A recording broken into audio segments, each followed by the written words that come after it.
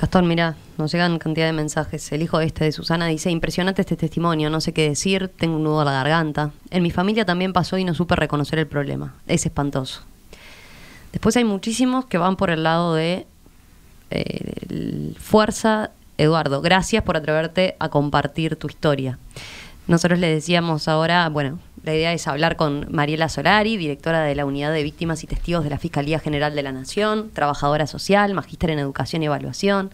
Antes fue directora de Uruguay Crece Contigo. Trabajó en cárceles, fue fundadora de la ONG El Faro, que trabaja con mujeres adolescentes víctimas de violencia sexual y maltrato. Mariela, ¿qué tal? Buen día. Buen día, gracias por la invitación. Gracias a ti por aceptar la invitación y por escuchar tan atentamente como estabas recién la historia de Eduardo, el testimonio. Un primer comentario, ¿qué te despertó cuando escuchaste lo que él contaba? En realidad agradecerle la valentía de la exposición, ¿no? Porque como él decía, es algo muy doloroso, que lo vivió en silencio y que ahora lo elige ese testimonio para poder ayudar a otros. Me parece que ese es el primer comentario. El segundo comentario son algunas palabras que me fui anotando que creo que son claves, ¿no? La soledad, el miedo, lo insoportable. Y en realidad una de las palabras que nos compromete a los que estamos acá, a ustedes como periodistas, a los técnicos que trabajamos en esto, es que él dice que se simplifica. Y creo que eso es una clave. Creo que muchas veces cuando las víctimas relatan lo sucedido o cuando salen estos temas, se tiende a simplificar ubicando solo en la víctima o solo en el ofensor, y los casos de violencia sexual, tal como él lo fue relatando, tienen que ver con un contexto y con una historia. Entonces, siempre que analizamos una situación de violencia sexual, tenemos que remitirnos al menos a estas 4 dimensiones: lo que le pasa a la víctima, quién es el ofensor, qué historia hay y qué contexto se da de la develación de esta situación, ¿no? La palabra insoportable creo que resume dramáticamente muchas de las vivencias que tienen los niños que atraviesan estas situaciones. Él hablaba de agobio también, ¿no? Sí. Esa sensación de no poder, de asfixia, me imagino, no sé. Te quería preguntar antes, como para tener un contexto. A ver, el testimonio de Eduardo es absolutamente fuerte, tiene el componente de que se haya animado a contar su historia en primera persona, siendo víctima y habiendo pasado por esto. Pero qué tan... Él decía, bueno, el abuso sexual infantil es un drama silencioso, doloroso y permanente, y está instalado en nuestra sociedad sin que se tome cabal dimensión. En la unidad de víctimas y testigos en Fiscalía, ¿cuánto ocupa, cuánto significa este tipo de casos? Desde que empezamos a trabajar en el nuevo código que se instaló la unidad dentro de Fiscalía, porque el nuevo código del proceso penal establece los derechos que tienen las víctimas que atraviesan este proceso, el 60% de las víctimas que atendemos corresponde a delitos sexuales y violencia doméstica. Y lo que me parece importante destacar es que el último informe que hizo el CIPIAB, el Sistema de Atención a Infancia y Adolescencia contra la Violencia, que están todos los organismos del Estado, el año pasado, de los 4.000 y pico de casos que se presentaron, que son los que llegan a las instituciones, ¿no? El 22% eran casos de violencia sexual. Y en lo que va de este año el porcentaje se mantiene. O sea, de todas las situaciones que han atendido, el 22-23% corresponde a situaciones de violencia sexual a niños que tiene que ver de 0 a 18 años, donde se concentra en general etapa escolar, como él decía, ¿no? A los 10 años.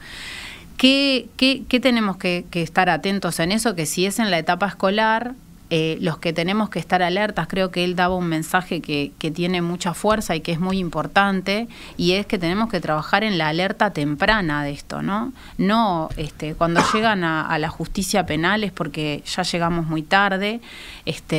Ojalá no tengamos, como él decía, no hay que trabajar tanto con la víctima sino antes. Cuando llegan a la unidad de víctimas es porque son niños que ya están en un proceso de judicialización.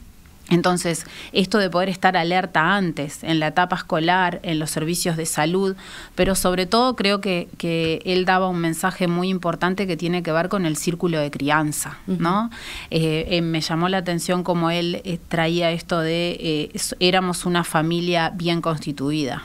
Y esos son los prejuicios que nos dejan absolutamente ciegos, ¿no? Como somos una familia, como la foto, somos mamá, papá, tenemos todo lo que tienen que tener, lo que la sociedad nos dice que tienen que tener, tenemos un trabajo, incluso somos profesionales, ¿cómo nos va a pasar esto a nosotros? O esto le pasa a otros, ¿no? Y creo que ese mensaje que él traía, bueno, tiene que estar en la lista de las probabilidades de los riesgos que hoy pueden suceder, hoy y antes. El tema es que hoy tenemos otras herramientas y otra información para estar alerta, porque si vemos estos porcentajes, quiere decir que a muchos niños de nuestros entornos, quizás nuestros hijos o nuestros sobrinos o los amigos de nuestros hijos, pueden estar viviendo situaciones como esta. Entonces, no hay que tener miedo a hablar de estos temas, ¿no? Si una niña de 8 años te dice, el novio de mi abuela me regaló un sutién, y ¿qué me va a pasar? Voy a quedar impactada, voy a quedar choqueada. Y capaz que lo que elijo es quedarme en silencio, qué horrible lo que pasa, ¿no? Y no sé cómo, no. Entonces tengo que, yo como adulto, manejar el miedo, la incomodidad que me genera esto y reubicar las cosas donde van, sin culpabilizar a la niña que de repente recibió el regalo contenta, ¿no? Claro. Me quedaba pensando en algo que mencionaba él cuando cuenta, ¿no? Gastón y yo le preguntábamos eso de cómo fue que decidió o con quién decidió compartirlo en un comienzo, y él dice, bueno, que acudió a una institución religiosa. Pensemos también, ubiquémonos en aquella época, ¿no? Exacto. Estamos hablando de otro momento también y demás. Y cuando después, años después, les dijo, ¿y por qué no hiciste nada cuando te lo conté? La respuesta fue, es que no sabíamos qué hacer. Sí. No sabían qué hacer en aquel momento. Ahora el tema está más arriba de la mesa. El tema está más sobre la mesa, pero aún seguimos teniendo problemas para detectar tempranamente, ¿no? El último caso que de repente a veces sale más a la luz, que fue la adolescente que quedó embarazada en Lascano, o otros casos que a veces salen a la prensa. Uno se pregunta, bueno, estos niños y estos adolescentes transitaron por instituciones donde estamos otras personas que también tenemos la responsabilidad de estar alertas, ¿no? ¿Alertas a qué? Alertas a los signos y las formas que tienen de manifestar esto que él decía, lo insoportable de vivir lo que están viviendo. Entonces, ¿cómo un niño manifiesta eso insoportable que está viviendo, como él también decía, en su casa? En su cuarto, en el lugar que también todos le transmitimos como sociedad, que es el lugar de ¿qué? De protección y cuidado, ¿no? Entonces, la confianza básica que todos los seres humanos necesitamos para construir el apego, que es lo que nos da la confianza en nosotros mismos para poder enfrentarnos al mundo, se ve traicionada, porque en ese espacio me siento agobiado e insoportable de poder transitar mi vida. Entonces, la forma en la que cada niño y cada contexto va a tener para manifestar esa insoportabilidad que tiene es diversa.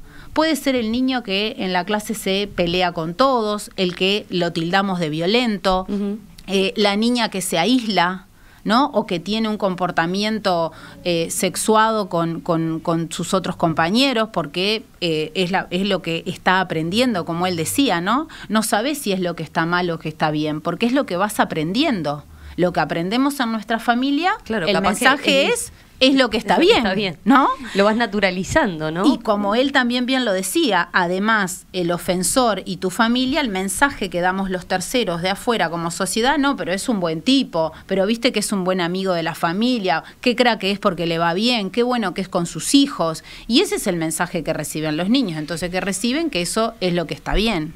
Una de las cosas que a mí más me impactó y me resulta más interesante del testimonio de Eduardo, y que también nos interpela a los medios y a la justicia, incluso, ¿no? Creo que a buena parte de las sociedades, el hecho de que sea intrafamiliar. Y él, como hablé varias veces con él, no recuerdo ahora si lo dijo en esta oportunidad que lo grabamos o charlando antes con él, que decía como que estamos acostumbrados a pensar en un abusador como una figura oscura que aparece en la calle, ¿no? Que viene tipo película, ¿no? En la camioneta a secuestrar a un niño. Y puede ser alguien de la familia, y que quizás ahí aparece algo que también él mencionaba, que era el tema del pacto de silencio, ¿no? Pero el abuso intrafamiliar seguramente sea todavía más difícil de captar, ¿no? Es mucho más difícil de captar porque para los niños significa romper la lealtad familiar, ¿no? Es como, en el lenguaje de los niños es, ¿cómo yo voy a hablar mal de mi tío? ¿Cómo voy a decir algo malo, no? Entonces, en las familias tenemos que poder también instalar que los conflictos son parte de la vida familiar. Y que si pasa algo que afecta la integridad física o psíquica de uno de los niños o adolescentes de nuestra familia, la prioridad va a ser la afectación de ese niño o ese adolescente. Si yo me tengo que pelear con mi hermano o con mi primo o con mi tío o con mi sobrina porque hay alguien que está lastimando a alguien, por el momento vamos a separar las aguas y vamos a poder brindarle protección hasta que esto se aclare, ¿no? En esto también me parece importante diferenciar porque cuando hablamos del estatuto de la víctima en el proceso penal tiene que ver el lugar de víctima que tiene en un proceso penal. Uh-huh. Ahora, cuando se dan estas situaciones en las familias, siempre también aparece esto, ¿no? Del conflicto por quién dice la verdad, quién miente, ¿no? Quién es culpable, quién es inocente, y en todo ese conflicto familiar, en general entre los adultos, muchas veces se pierde el niño, ¿no? Y que en general sigue acumulando culpa. ¿Por qué? Porque siente que todo ese conflicto que se generó, como dice un psiquiatra que se llama Filkenhol, que es un autor que ha trabajado mucho en los temas de abuso, dice, las etiquetas cambian de lugar. En la familia empieza a ser más culpable la víctima por haber puesto esto sobre la mesa y haber generado todo este problema que reubicar las responsabilidades donde van, ¿no? Entonces decir, bueno, primero tenemos que proteger y cuidar a los niños y adolescentes y poder ir despejando qué es lo que está pasando. Y a veces se requiere tener ayudas de otro tipo que permitan también despejar qué es lo que pasó, ¿no? En esto me parece también muy importante porque a veces los niños buscan la forma que pueden para decir qué es lo que pasó, y a veces está ahí evidencia sobre que los relatos en el abuso sexual infantil, cuando se devela, muchas veces son confusos, van para atrás, van para adelante, a veces pueden decir fue fulano y después dicen no, fue mengano, pero eso tiene que ver con también con las posibilidades y los recursos que tiene cada niño para poder decirlo. Por eso también es tan importante el que haya otros que ayuden a los niños a poder ir elaborando lo que les está pasando, porque justamente, como decía Eduardo, no hay testigos, ¿no? Uh-huh. Entonces, cuando los niños dicen que algo les pasó, tenemos que creer en lo que están relatando y empezar a desarmar qué es lo que les fue pasando, ¿no? Ya que mencionas eso, a ver, un tema que siempre se da cuando se trata este asunto, y Eduardo lo planteaba, es, no, ¿por qué voy a denunciar si no tengo pruebas? En la Fiscalía, ¿qué experiencia tienen ustedes porque también está quienes piensan, bueno, y le creo, ¿no? Uh-huh. ¿Qué elementos tienen ustedes en la Fiscalía? ¿Qué experiencia acumulada de cuántas veces una persona llega a esa instancia para mentir? Hay veces que no se piensa en lo que significa para alguien poner este tema arriba de la mesa, ¿no? Uh-huh. ¿Ustedes tienen estadísticas? ¿Hay casos que efectivamente se les presentan y que ustedes dicen, acá es dudoso realmente? En realidad no es la unidad de víctimas la que valora eso. Quien valora la prueba que existe para la persecución penal es los equipos fiscales que están investigando. Lo que sí me parece importante aclarar es, acá tenemos que separar también por franja de edad. Una cosa es la primera infancia, otra cosa es la infancia, otra cosa es la adolescencia. ¿Por qué digo esto? Porque en general las situaciones de abuso sexual infantil llegan a partir del relato del niño, ¿no? O a veces de relatos que hizo un tercero.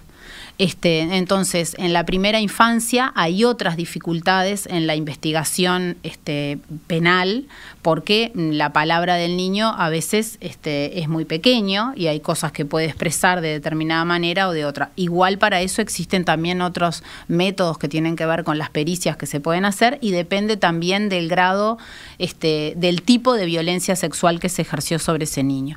El nuevo Código del Proceso Penal establece justamente para el lugar de las víctimas algunos derechos que permiten avanzar en este sentido, así como la Ley de Violencia Basada en Género y la última reforma que se hizo en el Código de la Niñez y Adolescencia.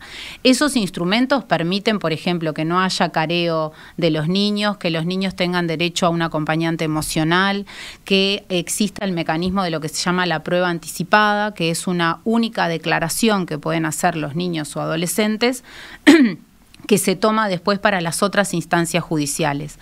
Esa única toma de declaración, las preguntas son acordadas entre las partes y se hace para que se preserve la prueba, que es el testimonio del niño, justamente por las características de este tipo de delito, pero además para que no le pregunten directamente las partes. Las preguntas están guionadas, acordadas entre la defensa del indagado, la fiscalía y está el juez presente, en general detrás de una pantalla de cristal o por un circuito cerrado, y las preguntas las hace un funcionario. Eso evita la revictimización de que sean preguntas de las partes, pero además en una cultura que ha cambiado el lugar de la víctima en el proceso penal, permite que sea la víctima que cuente el testimonio. La semana pasada hubo una niña que obviamente tiene que ver con el grado de afectación que tenga la víctima, con el grado de maduración y del acompañamiento que tenga y que quiera hacer. Había una niña de 11 años que ella dijo que ella quería contarle a un juez lo que le había pasado para que a otros no les pasara. Esa niña pudo declarar en prueba anticipada y después nos pasó con otro niño de 13 años que también cuando llegó el momento, porque lo principal que tiene que hacer la unidad es dar la información, los niños tienen que retomar el control sobre su vida de lo que les ha pasado. Entonces, cuando hay un proceso judicial, tienen que saber a dónde van, qué va a pasar, quiénes están, por qué les van a preguntar, porque eso es lo que les da, les devuelve seguridad. Porque vaya si en estos casos hay que recomponer la seguridad en un mundo adulto que no lo supo cuidar. Entonces, como bien decía él, ¿por qué yo ahora tengo que confiar en que me van a cuidar? ¿No? Entonces, esta niña cuando llegó, el momento de la prueba anticipada decía que estaba nerviosa, pero que estaba contenta porque ella había estado esperando mucho tiempo este momento de poder decir lo que le había pasado. Entonces, estos ejemplos que traigo, es algo en realidad en medio del dolor, pero que es parte de la reparación que tienen que tener las víctimas, la posibilidad de contar sus testimonios y acceder a la justicia, ¿no? Esto que decía Eduardo, muchas veces a las personas que sobreviven a estas situaciones no les importa tanto el monto de la pena, como si a veces nos preocupa a la sociedad o en las redes sociales, sino que les importa poder decir lo que les pasó en un sistema que ejerza acciones con respecto a eso, ¿no? Y con esto me refiero en el ámbito familiar, en el ámbito comunitario y en el ámbito de la justicia. Entonces creo que la reparación tiene que empezar desde el círculo primario, y esto de que a veces hablamos de los procesos de revictimización de las instituciones. La revictimización también se da cuando no creemos en el ámbito primario, porque la clave de la recuperación de los niños que viven estas situaciones está en su círculo más inmediato, ¿no? Bueno, yo te iba a preguntar de eso, porque la pregunta que me surgía era, bueno, después de esa atención primaria que ustedes le hacen, donde le explican a qué se va a enfrentar, ¿cómo sigue ese acompañamiento? Fíjate en el caso de Eduardo, de esos 10 años, que cuando por primera vez fue abusado sexualmente, hasta los 18, que se animó a sacarse ese fantasma de encima y a decirle al agresor, basta, ¿no? Y pasó una vida, pasaron años, pasó por montones de etapas en su vida, que hasta que lo pudo exteriorizar y contar con su familia, ¿no? En general, hoy en día, ¿cómo es ese trayecto de esos niños? Cuando se llega a una denuncia, nosotros siempre decimos, tiene que haber un acompañamiento antes, durante y después. La denuncia es una parte importante, pero es una parte en todo un proceso de salida y recuperación de la situación de abuso sexual. Se nota claramente cuando los niños llegan a una instancia de que se hizo una denuncia, cuando hay un acompañamiento que ya viene de ese núcleo familiar, ¿no? Hoy daban una noticia en que además de haber imputado a un adulto que tenía que había una situación de abuso con un adolescente, también se había imputado a la mamá. Cuando las situaciones se dan en que no les creen en el primer círculo de crianza, que no le cree su mamá, o que incluso le dice que es una mentirosa, que lo que está haciendo es porque quiere destruir la familia, porque, bueno, el grado de afectación es mayor. Y las posibilidades de poder creer en que alguien va a generar algún tipo de cambio o ayudarlos es bastante más difícil. Entonces, muchas veces estas familias que llegan a la justicia ya vienen acompañadas a veces por otros equipos. Un equipo de salud, todos los prestadores tienen equipos de violencia y referencia que muchas veces detectan estas situaciones y son los que ya vienen trabajando este tema. Lo principal es empezar a desnaturalizar, a que esto no es lo que está bien, y ubicar las responsabilidades donde van, ¿no? Desculpabilizar a los niños y adolescentes, desculpabilizar a esa mamá que a veces sí le creyó, pero que se siente muy culpable porque cómo no lo vio, cómo no se dio cuenta antes de lo que estaba pasando. Entonces también hay que apoyar a esta mamá para que pueda apoyar a estos niños. Durante el proceso penal, la unidad de víctimas acompaña, pero claramente después también hay una necesidad de un acompañamiento. Y en esto también me parece importante que hay que respetar los contextos y las necesidades de cada víctima. No quiere decir que cada uno tenga que ir todos corriendo a un psicólogo al otro día. Hay algunos niños y adolescentes que sí es lo que quieren y necesitan, y hay otros que hay que respetar su tiempo, ¿no? Y que la reparación y la capacidad, él lo decía claramente, ponerlos en palabras y elaborarlos es sanador, pero tiene que haber del otro lado un abrazo, una escucha atenta, una mirada atenta y respetuosa, ¿no? No que juzgue, no que me pone tan nerviosa lo que me está contando que quiero que termine, o le hago preguntas que hagan dudar porque me cuesta tanto creer que esto haya pasado, que lo que hago es ubicar en la víctima la duda, ¿no? Y bueno, como él lo decía. Él lo relataba, ¿no? Él decía, claro, aprendí a no juzgar y a escuchar más, ¿no? Sí. En ese sentido. Hay que trabajar quizás más para el tema prevención, ¿no? Que era lo que Eduardo decía que más le importaba, en educación, en que no solo los adultos aprendan a reconocer las señales, sino que quizás el niño también entienda que eso no es normal. Sí, hay que trabajar. Hay abusos que empiezan cuando el niño es muy chico, ¿no? Sí. Pero hay otros que en este caso tenía 10, ya... La detección se da mucho en la etapa escolar y en la etapa de educación inicial, y mucho tiene que ver cuando se dan en los centros educativos actividades que tienen que ver con educación sexual. Cuando se habla de la sexualidad y se pone dentro de los temas que se hablan de la sexualidad, se le da información a los niños de que existe el abuso, de cómo es la dinámica del abuso, que los secretos que me hacen mal no son secretos que tengo que guardar, que si alguien de mi familia me hace algo que me hace daño o toca partes de mi cuerpo, yo tengo que buscar a otro de mi familia que me dé confianza para poder contarle, que porque una persona me haga esto no quiere decir que yo sea la que lo provoqué o que soy mala, ¿no? Él decía por ahí, te ves como el peor de la clase, ¿no?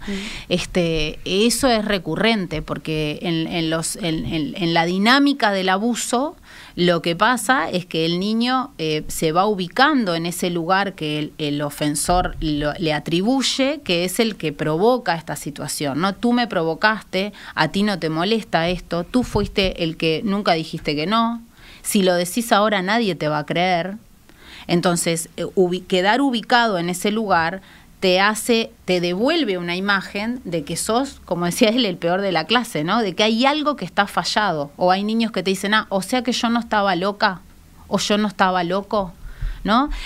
Sumit un psiquiatra que también ha trabajado bastante en los temas de los ciclos de abuso, dice, se da una etapa de atrapamiento y lo que tiene que ver con el síndrome de acomodación. ¿Por qué? Porque los niños se tienen que preservar psíquica y físicamente y tienen que seguir viviendo, ¿no? Él lo relataba. En mi casa donde estaba la cena, él después se tenía que ir a sentar a cenar ahí, como si nada hubiera pasado, sí, ¿no? Entonces hay niños que te dicen, bueno, yo hacía de cuenta que estaba en otro lugar, o hacía de cuenta que era parte de la pared, o trataba de... Entonces, esa disociación tiene que ver con preservarse, ¿no? O los discursos que a veces una adolescente de 13 años que te dice, no, pero fulanito es mi novio, y hasta lo defiende, ¿no? Entonces, ese discurso nunca puede ser algo que juegue en contra de la víctima, porque durante mucho tiempo fue lo que le permitió sobrevivir también, porque cuando te dice es mi novio tiene 45 años y ella tiene 12, ¿no? Entonces, ese discurso es el que también se tuvo que armar para poder sobrevivir en su ámbito familiar, en su ámbito social, ¿no? Entonces, ahí es donde tenemos que trabajar mucho en los espacios educativos para que el niño más protegido es el niño que tiene información, él lo decía, ¿no? Los niños que tienen información sobre que estas situaciones suceden, que pueden suceder en cualquiera de nuestros espacios de convivencia y que es necesario buscar ayuda, ¿no? Eso que contás es increíble, como el niño que quizás no tenga racionalmente, no sepa lo que le está pasando, todas esas experiencias muestran que hay algo que le indica que no es normal, ¿no? Esas experiencias de disociación o que Eduardo contaba como que él había quedado como en shock, ¿no? Sí, porque hay Magdalena García, una psiquiatra uruguaya que trabaja mucho también con los temas de abuso y maltrato. Ella dice, es como un disparo en la psiquis del niño, ¿no? Porque le genera una incomodidad en algo. Él iba diciendo, primero es el ganar su cariño, su afecto, hasta el contacto corporal no invasivo, hasta que empieza a ser invasivo. Y eso es lo que al niño le empieza a generar incomodidad. Y hasta después le genera dolor físico, ¿no? Porque cuando puede haber un abuso sexual con penetración o sin penetración. Cuando hay penetración, a un niño claramente le va a generar dolor físico. Y eso es un dolor que también lo guarda en su silencio, ¿no? Uno de los casos que motivó, en esa época yo trabajaba en la educación y fue cuando se motivó a hacer el primer mapa de ruta para la atención de los casos de maltrato y abuso en los centros educativos. Fue un niño que en primer año de escuela, como ha pasado en muchas otras escuelas, pero voy a contar este ejemplo, que cuando llegó a la mañana se tenía que sentar y no se quería sentar, la maestra le pregunta por qué no se quería sentar, el niño irrumpe en llanto, la maestra con una mirada atenta y una capacidad de escucha saca al niño de la clase y el niño le cuenta lo que le había hecho su padrastro, ¿no? Entonces, la maestra le creyó, la directora también, se fue a hablar con la mamá, se fue al Pereira Rosell y en el Pereira se hizo, se atendió al niño porque la prioridad, como dije hoy, es la protección y la atención en salud. La denuncia es una parte importante, pero primero hay que poder poner esto en contexto, ¿no? Analizar qué es lo que está pasando en el contexto familiar, quién es la persona que el niño dice que le generó este daño, la historia que existe en esto, para después tener elementos que permitan hacer una denuncia que sobre todo proteja también a los niños, ¿no? Mariela, estoy pensando para ir cerrando, quien esté escuchando esta entrevista y puede tener una situación cercana, puede sospechar de una situación de abuso sexual infantil o una propia víctima, ¿cuál es la primera puerta que tiene que golpear? ¿A dónde, en la conmoción que puede tener además por la situación, a dónde tiene que dirigirse? Si los niños están escolarizados, tanto en la educación pública o en la educación privada, muchas veces existen equipos técnicos en los centros educativos. Pedir una primera orientación. Si los niños están, porque hoy en día hay muchos niños que, por ejemplo, o adolescentes van a terapia, también poder buscar alguna orientación con algún psicólogo, con algún profesional que sepa de estos temas. Si tienen prestador de salud, en todos los prestadores de salud hay equipos de referencia de violencia doméstica y maltrato infantil. Acercarse, pedir hora y también poder consultar. También hay organizaciones que trabajan con estos temas y bueno, en caso de querer hacer una denuncia en la Fiscalía también está el equipo de la unidad de víctimas y si quieren hacer la denuncia directamente tanto en las unidades especializadas especializadas del Ministerio del Interior como en las sedes de la Fiscalía en todos los departamentos. Tenemos muchísimos mensajes. Y me olvidé, sí. perdón, que es muy sí. importante, el 0800 5050, que es el teléfono de INAU, que es la línea azul, que también ahí pueden hacer consultas, ¿no? Perfecto. Bueno, tenemos muchísimos mensajes, como que el contarlo en primera persona, en primera de primera mano, como lo planteaba Eduardo, ha generado un montón de cosas. Hay gente que dice, bueno, qué terrible, qué conmovedor, que le resalta la valentía de Eduardo. Me llama la atención, hay varios casos que aparecen de mi madre, tiempo atrás me dijo que había sido abusada de niña, y esos temas antes podían ser tan comunes y estábamos a años luz de que pudieran plantearlo, ¿no? Hay muchos que van por ese lado. Creo que como última, creo que el mensaje también del testimonio es que no siempre tenemos que pensar que un experto nos va a tercerizar o ayudar con este tema solamente, ¿no? La primera ayuda siempre tiene que estar en la mirada atenta del círculo más cercano de los niños, ¿no? No hay posibilidad de que digamos, bueno, lo derivo a que vaya a un especialista en tal cosa. Los primeros especialistas somos los que estamos cerca de los niños, ¿no? Y que podemos tener esa mirada de contención, de apoyo y, como él decía, el abrazo que dé la confianza, ¿no? Y que alivie lo insoportable. Mariela Solari, directora de la Unidad de Víctimas y Testigos de la Fiscalía General de la Nación, muchas gracias. No, gracias a ustedes por tratar el tema como lo han tratado. Gracias.